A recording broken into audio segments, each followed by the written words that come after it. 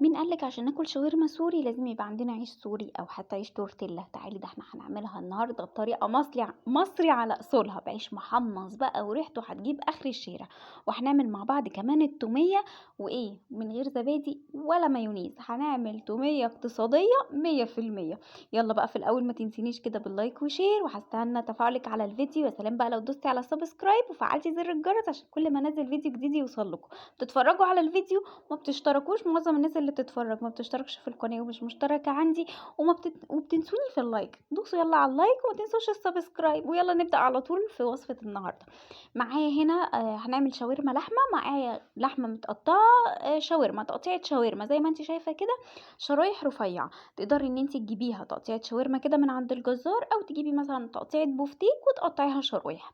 هبهرها بقى بالبهارات بتاعتي. هنحط ايه؟ هنحط بصل باودر، هنحط توم باودر، بابريكا، 7 بهارات لحمة. وهحط بقى حاجة بتدي تيست حلو قوي للشاورما، وهي السماق. السماق ده بجد رهيب. والملح والفلفل الاسود. عايزة بقى عايزاها تبقى سبايسي، ممكن تحطي رشة شطة كمان معانا.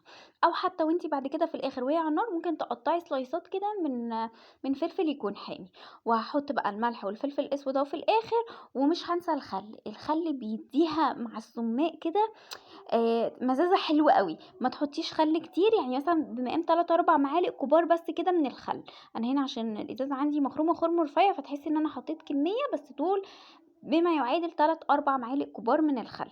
وهقلب بقى الشاورما بتاعتي دي. يبقى حطينا بهارات ايه؟ ملح فلفل اسود اساسي، بصل باودر، توم باودر، 7 بهارات لحمة، بابريكا، والسُمّاق والخل بتاعي. وهاقلّب كل ده مع بعض حلو أوي، وهاغطّي الطبق بتاعي وهاحطّه في التلاجة. أسيبه بقى يعني اللحمة دي تشرب من التتبيلة. يا سلام بقى، 3 4 5 ساعات كده، يعني اعمليها من الصبح وحطّيها في التلاجة. تعالي بقى نحضّر التومية بتاعتنا. معايا هنا كوباية من النشا، بس الكوباية بتاعتي دي كوباية صغيرة مش كوباية الشاي، هي أصغر من كوباية الشاي شوية. وهاحط كوباية إلا ربع من المَيّة. أنا هنا غلطت غلطة، خدت الخليط ده كله رفعته على النار زي ما انت شايفة كده، بس انت لما تيجي تحطيه دوبيه الأول حلو قبل ما تولعي على النار. أنا سرحت بصراحة وولعت على النار، ما خدتش بالي إلا وانا باجي أقلب. فانت حطي كوباية نشا على كوباية إلا ربع من المية، قلبيهم قبل ما ترفعيهم على النار، وبعد كده ترفعيهم على النار. هفضل أقلب بقى في الخليط ده كويس قوي. بصي الخليط ده لونه أبيض وعامل ازاي؟ لا، انا عايزه لونه يبقى مصفر كده، البياض اللي فيه ده يروح تماما، وبيمسك في بعضه كده ويبقى عجينه شبه بالظبط العجينه بتاعه الاكلير اللي احنا بنعملها. دي هتبقى قريبه ليها شويه. اهم حاجه ما تسيبهاش على النار، واوعي توقفي تقليب. هنفضل نقلب حلو قوي كده على نار متوسطه لحد، بصي مراحل بقى الخليط بدأ يعمل ازاي معايا. هيبدأ يكتل معاكي كده ويبقى كتله واحده. ما تقلقيش، انت كده ماشيه صح. وهقولك كمان على علامه السوا، اللي لما بتوصلي لها تتاكدي كده ان النشا خلاص استوى معايا وطعمه مش ظاهر. هنا انا حسيت ان هي محتاجه معلقه ميه كمان، اديت لها بق ميه صغير بس كده. انتي طبعا وانتي بتقلبي حسيتيها محتاجه شويه ميه، ممكن تزودي لها، بس هي اساسا بتاخد كوبايه الا ربع، كوبايه النشا على كوبايه الا ربع من الميه. وما تستغربيش من كميه النشا عشان احنا مش حاطين زبادي ولا هنحط مايونيز. هفضل بقى اقلب فيها بقى حلو كده. بصي بقى اللون بتاعها بدأ يبقى يصفر ازاي، بدأ يديني لون اصفر كده غير لون النشا تماما. طيب اعرف ازاي؟ معلش انا اسفه. اعرف ازاي ان انا وصلت للمرحله المظبوطه؟ هتلاقي بقى، بصي انا قربت لك هنا الكاميرا عشان تشوفي. هتلاقي بقى الارضيه بتاعت الحله اللي انت شغاله فيها، لو شغاله في حاجه سيراميك او تيفال او جرانيت، هتلاقي فيه قشره بيضه اتكونت في الارضيه بتاعت الحله بتاعتي اللي انا، او الطاسه اللي انا شغاله فيها. ده دليل ان النشا بتاعي او العجينه بتاعتي كده استوت وبقت تمام خالص. بصي العجينه مسكت في بعضها وكتلت وبقت كتله واحده كده تمام. انا بقرب لك، بصي بقى الارضيه عملت ازاي. ده دليل كده ان خلاص انا النشا بتاعي كده تمام واستوى. هاخد بقى النشا بتاعي ده احطه في طبق على جنب اهو لحد ما يبرد تماما. ومعايا بطاطسايه وسط او بطاطسايه كبيره، بس بلاش تبقى صغيره قوي، يعني بطاطسايه حجمها وسط يا كبير. قشرتها وهحطها في ميه وهسيبها تتسلق. ومعايا هنا بقى توم. عندي هنا البطاطس اتسلقت، وده خليط النشا اللي احنا مجهزينه والخلاط. هننزل بقى بالترتيب كده. هننزل الاول بالبطاطسايه، طبعا اتسلقت سلقه حلوه قوي. نزلت بالبطاطس المسلوقة اللي هي دايبة خالص في السوا، ونزلت بالخليط بتاع النشا والثوم. الثوم بقى بتحطيه على حسب انتي بتحبي مذاق الثوم عندك، بتحبي تيست الثوم باين قوي ولا لا، ولا مثلا بسيط ولا قليل ولا خفيف، فانتي حطي على قد ما انتي بتحبي نكهة الثوم في الثومية عاملة ازاي. معاكي من اول ربع معلقة لحد نص معلقة او معلقة الا ربع بالكتير قوي. ومعايا هنا نص كوباية من المية حطيتها، يبقى حطينا البطاطس وبعدين حطيت خليط النشا وبعدين حطينا الثوم المهروس ونص كوبايه من الميه سبت منها شويه. ومعايا حوالي ربع فنجان صغير، الفنجان اللي هو بتاع القهوه الصغنن ده، هنحط ربع وخل. تمام كده. وطبعا مش هننسى رشه الملح بتاعتنا، حط كمان رشة ملح. وبعد كده بقى بصي التومية دي اقتصادية جدا جدا جدا، لا حطينا هنحط مايونيز ولا هنحط زبادي ولا هنحط حاجات كده، كلها حاجات موجودة عندك في البيت. هتاكلي بجد تومية رهيبة رهيبة بجد. حطيت بقى رشة الملح بتاعتي، وانا هنا بصي معايا بق مية، انا حاطة نص كوباية بس، سبت البق ده هشوف هتحتاجه ولا لا. هعرف ازاي؟ انا عايزاها لما تتضرب كلها ما يبقاش فيها قطع. لو حسيت ان فيها قطع انا بصي هنا حطيت بق الميه اللي انا كنت سايباها على جنب كده، خلاص انا اخدت مني نص كوبايه كامله. ممكن وانتي بتضربي لو لقيتي فيها لسه قطع صغيره مش بتتضرب معاكي، تقدري بقى تزودي بق ميه صغير ببق ميه صغير لحد ما كله يدوب معاكي ويبقى تمام. خلاص كده. كل شويه كده يعني اديها ضربه وبصي عليها. شطفت بقى الكوبايه بتاعتي اللي كانت معايا دي وهحطها على جنب. وهنا بقى هيجي وقت الزيت. اول ما خلاص كله داب مفيش كتل مش محتاجه ميه، الخليط دي تتضرب كويس قوي. هجيب بعد كده الزيت بتاعي. انا هنا باهم حاجه بس تضربيها حلو قوي وتتاكدي خلاص ما فيهاش كتل تماما وانتي مش محتاجه ميه. انا جبت ميه بس ما زودتش فيها ميه، هي ما اخدتش ميه تاني. بصي بقى كده، بصي القوام ما فيش كتل، كله اتضرب حلو قوي، ما فيش اثر ولا التوم ولا بطاطس ولا خليط النشا ولا اي حاجه. اول ما بوصل ان الخليط ده خلاص كله اتضرب حلو قوي بجيب بعد كده الزيت. هاتي بقى نوع زيت يكون اهم حاجه بس ما يبقاش ليه طعم ولا نكهه مش حلوه عشان ما يبوظش معانا التوميه بتاعتنا. وانا مشغله الخلاط كده يعني هشغل الخلاط، هشيل الغطا بتاع القفله يعني بتاعه الخلاط، بتاع غطا الخلاط كده، هشغل الخلاط وهحط سرسوب زيت صغير. بصي انا بوريك اهو زيت بس تقريبا الكاميرا ما جابتش من فوق يعني، وانا بحط سرسوب والخلاط شغال، بوقف لما بلاقي او ان انا وصلت للقوام اللي انا عايزاه. بصي بقى، بصي القوام كده. مش هقدر اقولك معيار، انتي لو عايزاها خفيفه ما بتكتريش الزيت، عايزاها وسط خلي الزيت بتاعك معقول، عايزاها تقيله كتري من الزيت. انا اديتك المفتاح وانتي بقى بتظبطي القوام بتاعك شبه يعني براحتك بقى. شوفي انتي القوام عايزاه ايه، بتظبطي قوامها بالزيت. انا بالنسبه لي كده حلو قوي، وانا عن نفسي تقريبا اخدت حوالي اقل من نص كوبايه زيت. بصي بقى القوام وهي كمان لسه سخنه، لما هتدخل التلاجة وتبرد هتتقل شويه كمان، فخلي بالك من النقطه دي ان هي كل ما بتقعد بتتقل، فما تخليش قوامها تقيل قوي. بصي كريميه وبصي نكهتها وطعمها تحفه. هفضيتها بقى هنا في البولات دي وهحطها بقى في التلاجة معايا عشان تسقع كده لحد ما نكمل بقيه وصفه النهارده. وصلتوا بقى للجزء ده ولسه ما دوستوش على اللايك فما تنسوش اللايك، ولو ما دوستيش على السبسكرايب ما تنسيش تدوسي على السبسكرايب وفعلي زر الجرس. معايا بقى هنا الطاسه اللي انا هسوي فيها الشاورما بتاعتي. هولع على الطاسه عشان تسخن كده واحط شويه زيت حلوين محترمين كده، ويا سلام لو عندك حته ليا او دهن او اي حاجه كده وتحطيها. الشاورما بتاعت بره يا جماعه بيبقى طعمها وريحتها حلو قوي بجد، بيبقى فيها نسبه دهون عاليه، فهي دي اللي بتدي الريحه والطعم اللي انتوا بتشوفوه. فلو انتي عندك ليا او حته دهنه كده اللي بتتحط في اللحمه، تقدري ان انتي تحطيها مع شويه الزيت دول، هيدوكي بجد نفس الريحه اللي انتي بتشميها من بره بالظبط. اللي بره بيبقى نسبه الدهون فيها عاليه قوي، لكن احنا في البيت بنعمل حاجه نظيفه ممكن ننكهها بس بحته صغيره كده مع الزيت ونحط اللحمه بتاعتنا. بنزل بقى اللحمه وبسيب اللحمه بتاعتي لحد ما تستوي، بغطي عليها وبسيبها. لو نزلت ميتها وشربتها واحتاجت ميه تاني بزود لها شويه ميه كمان وبغطي عليها. طب والاهم حاجه اللحمه عندي تبقى ما بتاخدش سوا، ما بتغيبش في السوا، يعني تقطيعه البفتيك او تقطيعه الشاورما عامه ما بتغيبش في السوا خالص.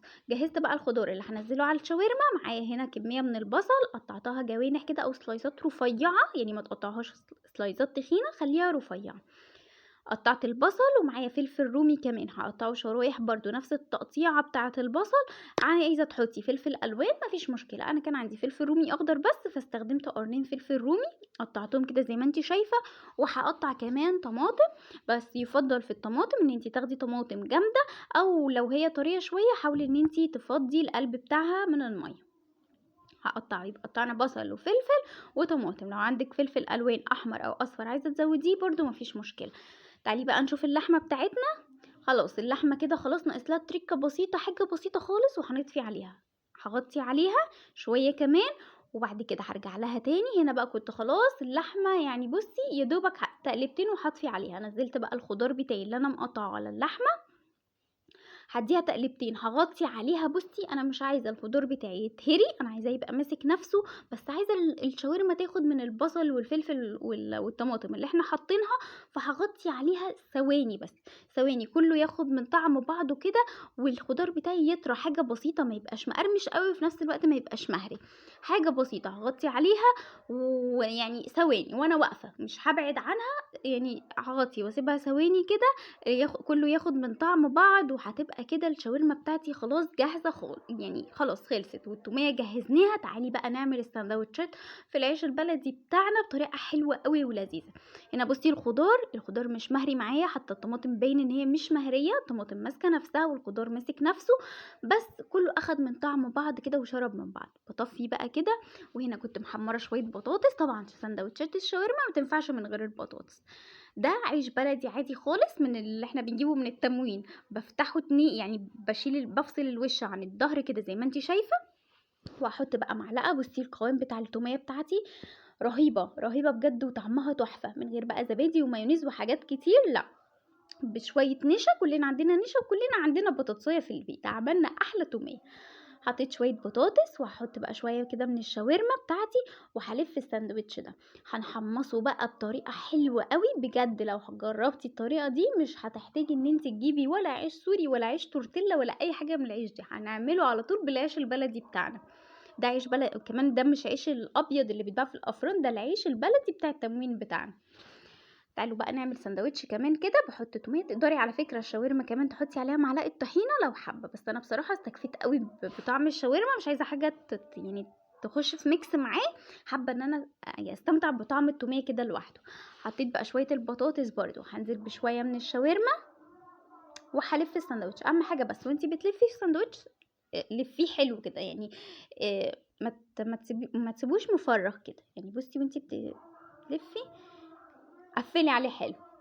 بس كده هخلص بقى الكميه اللي معايا، هعمل الكميه اللي معايا على قد الشاورما.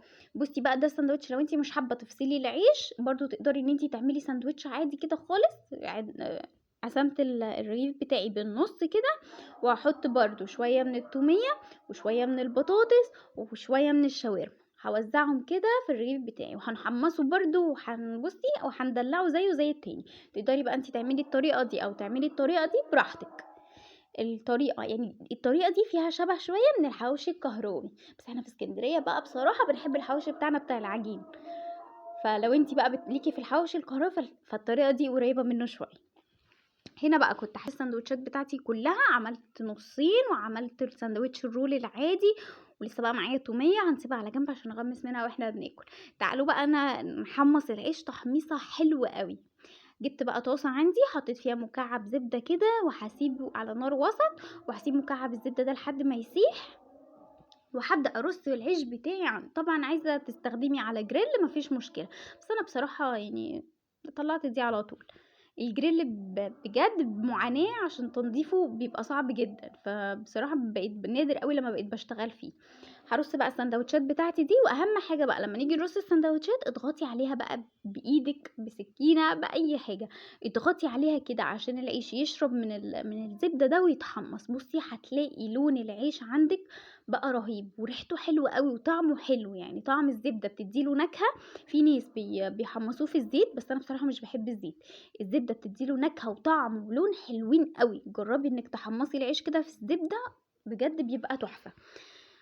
هبص بقى على العيش كده، هنحمره بقى او نحمصه من كل الجهات، يعني لما ياخد اللون الحلو من تحت هوقف الرغيف كده على جنبه عشان برضه ياخد اللون حلو من الجنب، وبعدين هاشقلبه يعني حمّصيه كده من كل النواحي.